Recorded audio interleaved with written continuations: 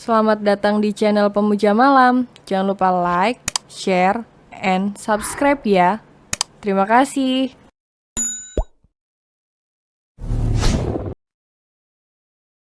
Chapter 16. Ya kali kita bisa kenyang jika hanya makan cinta.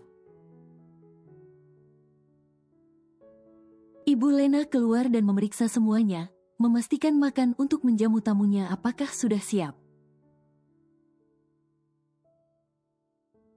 Mulai juga memeriksa kembali apa yang hendak diberikan sebagai buah tangan untuk calon besannya nanti. Tepat pukul 7 malam, Davin beserta rombongan tiba di kediaman Sira. Malam ini tak banyak yang Davin bawa karena acara pun juga hanya dilakukan secara sederhana. Hanya kedua orang tuanya, kakak beserta kakak iparnya. Lalu ada Riko dan Tias, juga ada Amar asisten papa Diki yang datang dengan Bella istrinya. Juga ada Tio asisten dari Damar yang juga datang dengan istrinya Nisa. Para asisten mereka sudah dianggap seperti saudara sendiri. Sama halnya dengan Ibu Lena yang tak memiliki keluarga lain selain Sira. Maka yang ikut menyambut di sana bersama Bu Lena adalah Bapak dan Ibu RT RW juga tetangga sekitarnya. Setelah dipersilahkan, para tamu duduk dengan sangat tenang. Kecuali Cika yang sibuk menelisik ke segala sudut rumah Sira. Rupanya cuma gadis miskin, gumam Cika dengan tersenyum sinis. Untuk menghemat waktu, tanpa terlalu banyak basa-basi acara pun dimulai dengan diawali pembukaan acara.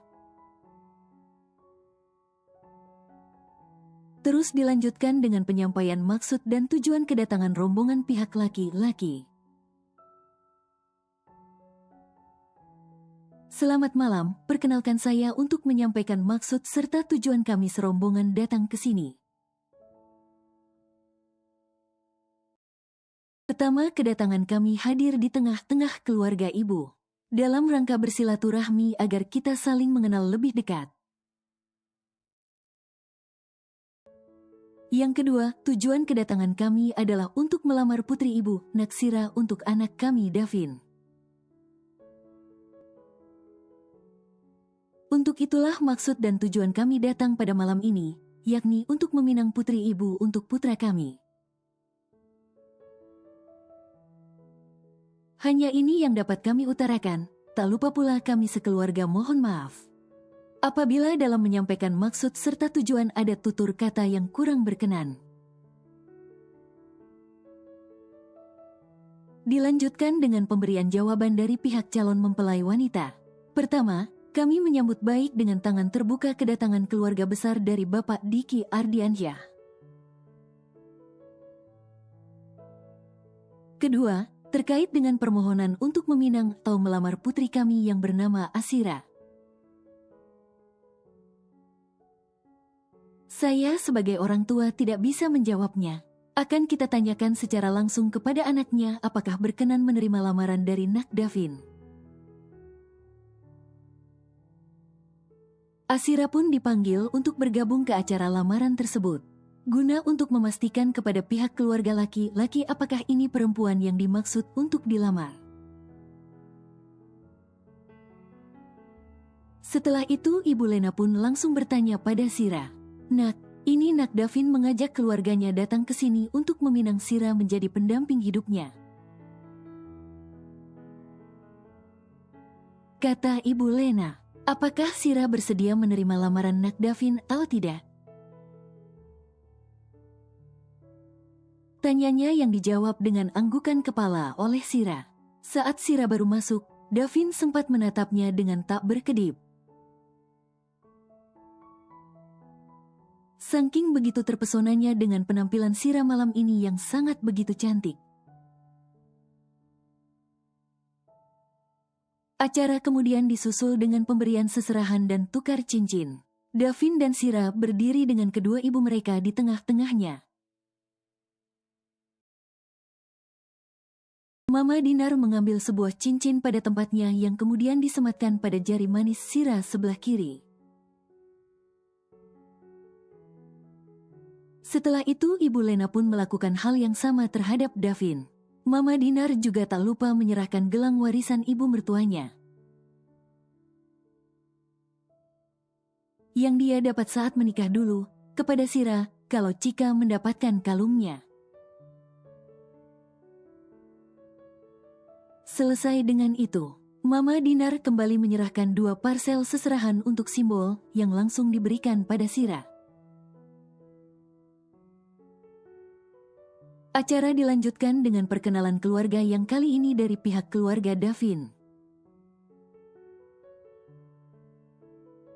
Diwakili oleh asisten Amar, sedangkan dari pihak Sira diwakili oleh Pak RW. Lalu diteruskan dengan pembaca doa agar semuanya lancar hingga hari H nanti. Terakhir penutup dan disambung dengan cara ramah tamah serta makan-makan.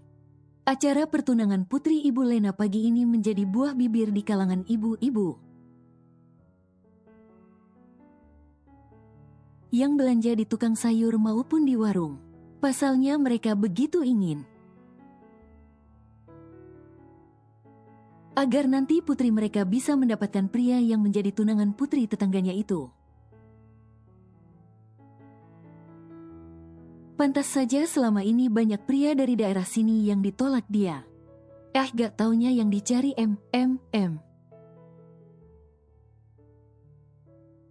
kata salah satu ibu-ibu yang ada di sana yang bernama Wati. Orang kaya ya, Bu? Tanya salah satu ibu-ibu yang memang kemarin tak bisa ikut membantu karena ada keperluan sendiri. Saya dengar dari suami saya katanya apa-apanya serba mewah. Ceritanya. Iya bener Bu, cincinnya saja sepertinya berlian asli. Belum lagi gelang keluarga turun-temurunnya, kelihatan mewah. Kata yang lain, barang bawaannya juga gak kalah mewah dan juga banyak. Sahut lainnya, bener-bener dapat orang kaya tuh si Sira, Sultan. Kata ibu lain, Ibu Lena sama putrinya bener-bener beruntung. Tolak pria sana sini yang dicari ternyata pria kaya. Kata Ibu Ida yang satu frekuensi dengan Ibu Wati. Cih, dasar matre, cibirnya. Dehem Sira yang sudah berdiri di dekat para ibu-ibu yang sedang membicarakan dirinya. Sehingga membuat ibu-ibu itu sedikit gelagapan terutama yang telah membicarakan hal buruk tentangnya. Maaf ya ibu-ibu yang terhormat. Saya dan ibu saya tidak pernah mengusik atau membicarakan yang tidak tentang kalian selama ini. Jadi tolong jangan usik keluarga saya, kata Sira dengan begitu tenaganya. Rezeki, jodoh dan maut, kita tidak ada yang bisa menebaknya. Kalau saya mendapatkan orang yang kaya mungkin itu adalah nasib baik saya. Sambungnya lagi, Bu, Titin, ini saya diminta ibu untuk ngasih ibu ke ibu. Kata Sira menyodorkan satu plastik pada si ibu penjual sayur keliling. Ini apa Neng Sira? Tanyanya, hanya sedikit makanan Bu. Sahut Sira, terima kasih ya Neng, sampaikan juga sama ibunya. Ucap Bu, Titin, saya permisi ya Bu, mari. Pamit Sira yang langsung berbalik melangkah pergi. Namun baru 3 langkah Sira berjalan dirinya menghentikan langkahnya dan berbalik kembali. Oh iya maaf ya ibu saya bukan perempuan materialistis tapi saya realistis. Karena beli mahar itu mahal dan berbagai kebutuhan kita juga butuh uang. Ya kali kita bisa kenyang jika hanya makan cinta, kata Sira pelan namun kena di hati kemudian pergi dari sana. Perkataan Sira itu bisa membungkam mulut beberapa ibu-ibu yang ada di sana. Namun ada juga yang masih saja mencibirnya. Halah itu mah cuma pembelaan darinya saja, kata Ibu Wati yang masih memprovokasi ibu-ibu yang ada di sana. Hus Ibu Wati, itu yang dikatakan sama Neng Sira bener loh, kata Bu Titin di penjual sayur. Kita ibu apa butuh uang, apalagi saat ini kebutuhan bahan pokok harganya semakin meningkat. Belum lagi biaya anak sekolah, sambungnya. Ibu Wati yang mendengar perkataan Ibu Titin itu pun langsung pergi dari sana bersama Ibu Ida dengan perasaan kesal. Sedangkan di rumah, Sira yang baru saja masuk terus saja ngedumel hingga ditegur sama ibunya. Kamu ini kenapa nak? Baru dari depan kok mukanya sudah ditekuk kayak gitu? Tanya Ibu Lena. Itu Bu, ibu di depan pada ngomongin Sira, katanya Sira itu matre. Sahut Sira dengan sewot karena masih merasa kesal, sehingga membuat Ibu Lena tersenyum sambil menggelengkan kepalanya. Melihat ekspresi sang putri yang begitu sangat menggemaskan, sudah biarkan saja, gak usah didengerin, nanti malah bikin tambah sakit hati. Kata Ibu Lena, mandi sana, biar kamu lebih rileks. Katanya lagi, Sira yang dasarnya memang belum mandi pun menuruti kata sang ibu dan langsung masuk ke dalam kamarnya. Sedangkan di kediaman Ardiansyah, di salah satu kamar ada seorang pemuda yang sibuk bergelung di bawah selimut tebalnya. Tuan muda, seru salah satu ART yang diminta oleh Mama Dinar untuk memanggil Davin. Merasa terusik, dengan terpaksa Davin langsung turun dari ranjangnya dan berjalan dengan gontai menuju ke arah pintu. Karena mau teriak menyahut kata-kata sang ART pun gak mungkin. Yang di luar gak bakal denger karena kamarnya dilengkapi dengan fasilitas kedap suara. Hem, ada apa? Tanya Davin dengan suara seraknya. Itu tuan muda diminta sama nyonya untuk turun sarapan, jawab sang ART. Bilangin ke mama kalau aku masih ngantuk dan pengen tidur, kata Davin. Aku sarapan nanti dan satu lagi, jangan ada yang ganggu aku. Sambungnya yang kemudian langsung menutup serta tak lupa mengunci pintu agar kehadiran Tempo lalu tak terjadi lagi. Davin langsung kembali merebahkan tubuhnya di atas ranjang dan tidur kembali. Selain ingin bermalas-malasan karena hari ini adalah hari libur, Davin juga masih terlalu mengantuk sebab entah pukul berapa dirinya baru bisa terpejam. Sejak pulang dari rumah Sira, matanya seakan enggan untuk diajak telelap. Karena selalu saja terbayang wajah pujaan hatinya yang terlalu cantik malam tadi. Apalagi dengan pakaian kebaya warna hijau sage yang membuat dirinya terlihat sangat anggun. Bahkan semalam dirinya juga sempat berguling-guling serta meloncat-loncat di atas ranjang. Bak seorang ABG yang sedang jatuh cinta saja. Di lantai bawah, Mama Dinar yang mendengar perkataan sang ART pun mendengus kesal. Mau kemana, Ma? Tanya Papa Diki ketika Mama Dinar baru berdiri dari duduknya.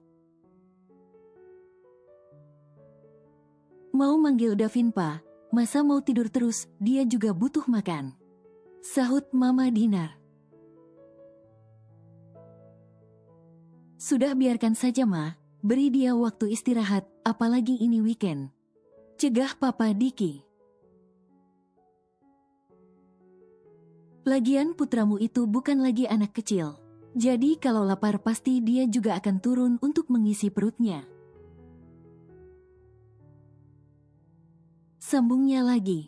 Duduk, Ma, kita mulai sarapannya. Perut Papa juga sudah merasa lapar ini. Imbunya lagi yang akhirnya membuat Mama Dinar duduk kembali di kursinya. Ma, Sira itu tak sederajat dengan keluarga kita. Kenapa Mama sama Papa biarin Davin mau menikah sama tuh perempuan? Kata Cika ketika Mama Dinar masih mengambilkan makan untuk suaminya. Mendengar perkataan sang menantu langsung membuat pergerakan tangan Mama Dinar terhenti. Cika, tegur Mama Dinar. Yang dikatakan Cika itu benar, Ma. Lagian bagaimana kalau perempuan itu hanya ingin numpang hidup saja sama Davin? Timpal damar. Keluarga kita bukan tipe keluarga yang membeda-bedakan seseorang hanya demi hartanya saja. Sahut Mama Dinar. Lagian gak masalah kalau Sira hanya ingin numpang hidup pada Davin. Karena sudah kewajiban Davin sebagai seorang pria yang kelak akan menjadi suami untuk menghidupi istrinya. Sambungnya lagi. Sudah, kita mau sarapan. Kata Papa Diki yang membuat Damar dan Cika langsung terdiam. Ma, jangan begitu dong, Ma.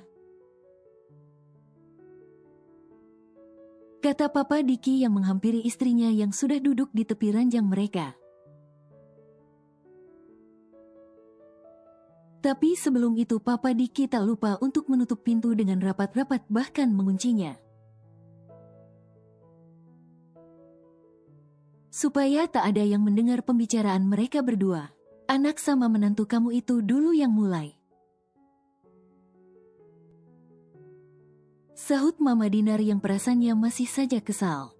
Mengingat apa yang dikatakan anak dan menantunya di ruang makan. Anak sama menantu kita, Ma, bukan hanya anak dan menantu aku. Ralat Papa Diki. Terserahlah, ujar Mama Dinar. Aku gak suka pas sama omongan mereka berdua.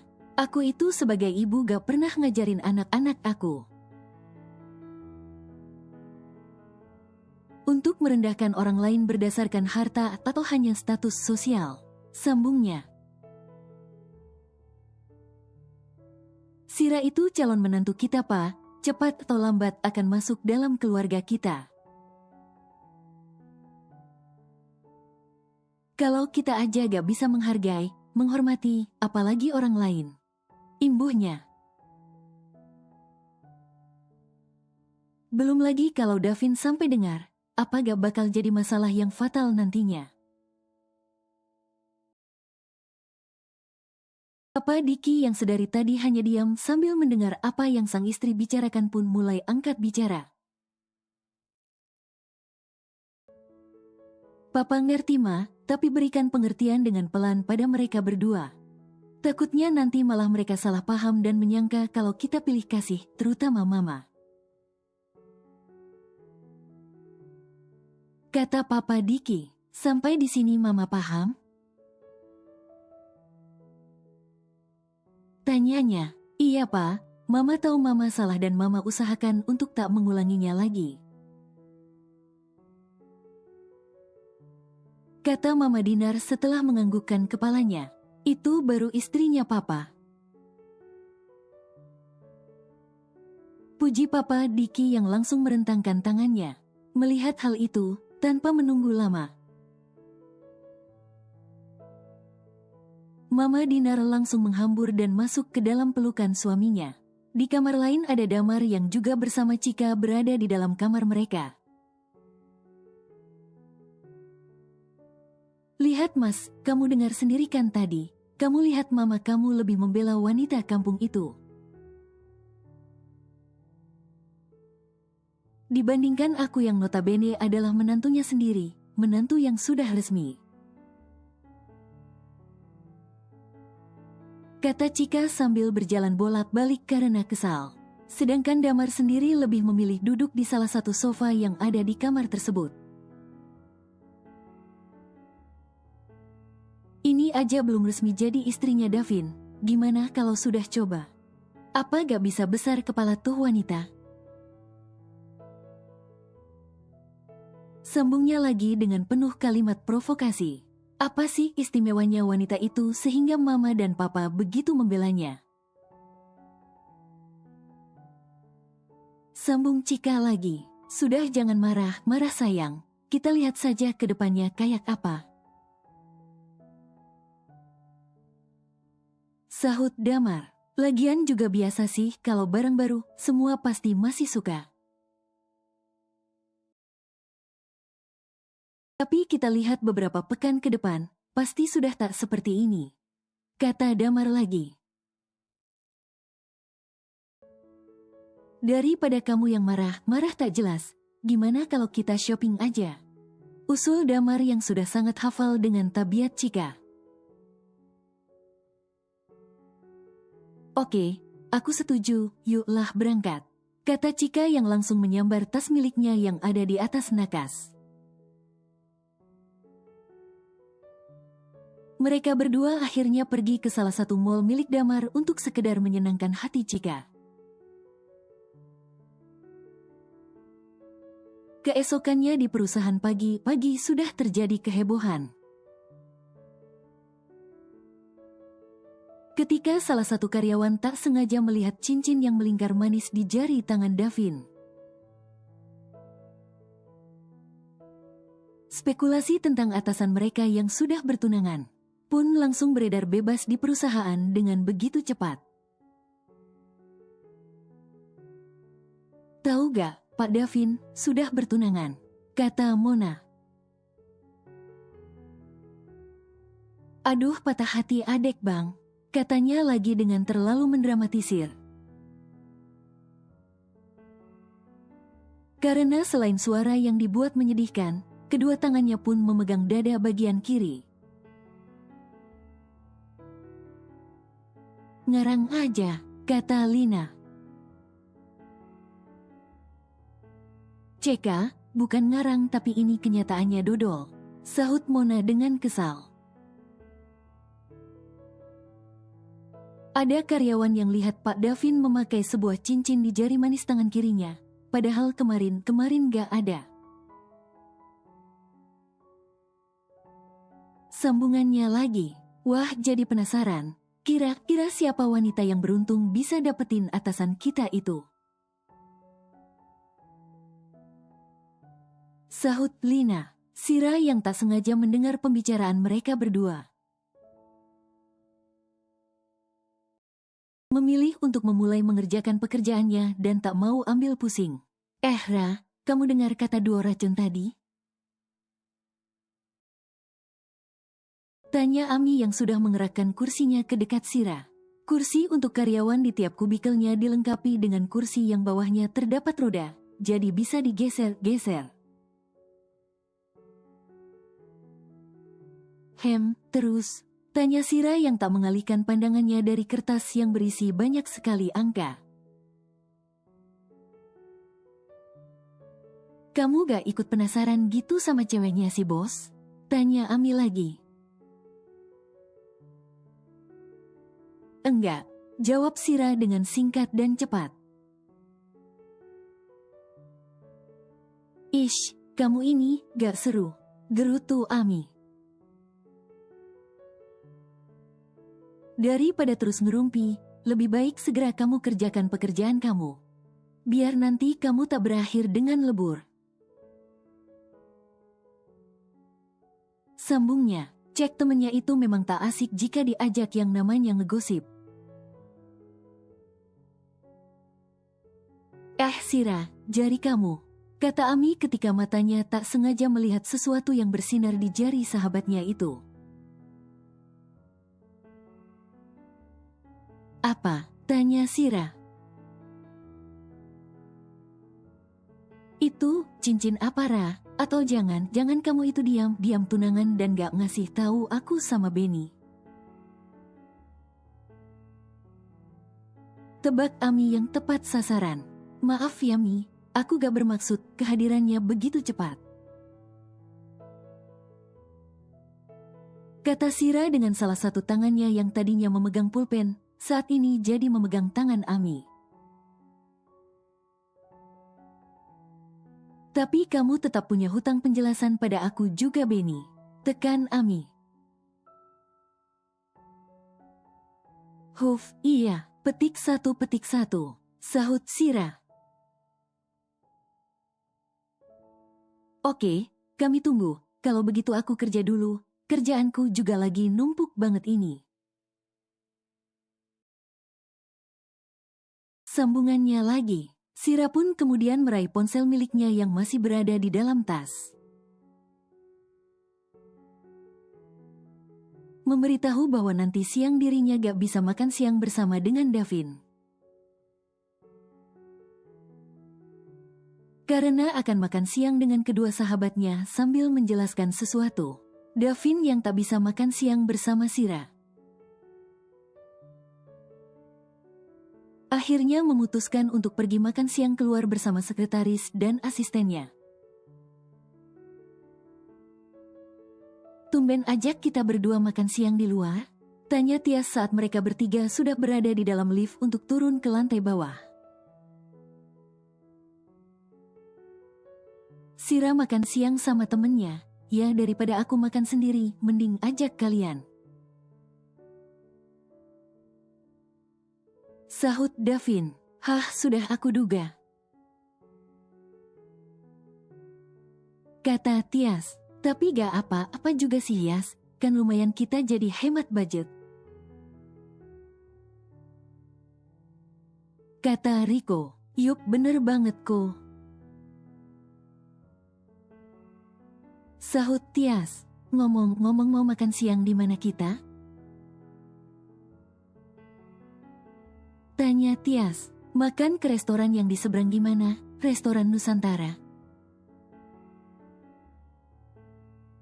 Kata usul Riko. Wih, boleh banget tuh. Sahut Tias. Kita makan di sana ya, Vin? Tanyanya pada si atasan. Terserah kalian aja. Jawab Davin. Davin dan rombongan begitu sampai langsung masuk ke dalam restoran. Dav, itu bukannya Sira? Tanya Riko sambil menyenggol tangan Davin. Davin yang mendengar perkataan Riko pun langsung mengalihkan pandangannya. Yang semula sibuk melihat layar ponsel jadi ke arah yang Riko maksud. Janjian ya sama Sira? Tuduh Tias. Aku dia kesini saja gak tahu. Sanggah Davin. Gabung sama mereka aja yuk Dav. Biar lebih seru kalau rame-rame.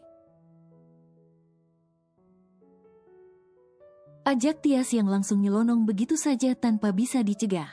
Cuek anak itu. Decak Davin. Sudahlah Dav, ayo ke sana.